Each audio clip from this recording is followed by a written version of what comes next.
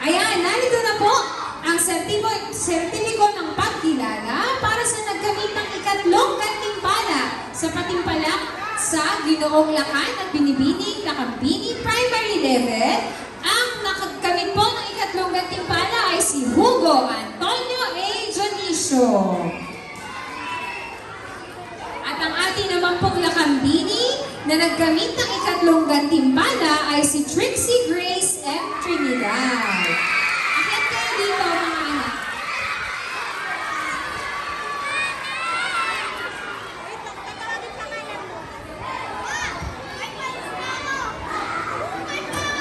Yan, siya po si Trixie Grace Trinidad.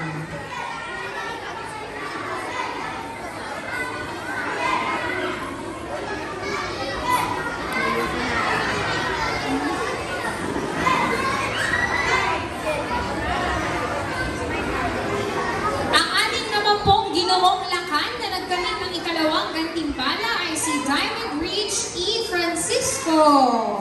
Palakpakan, Bravery! At ang Lakambini ay si Princess Gail S. Baladay.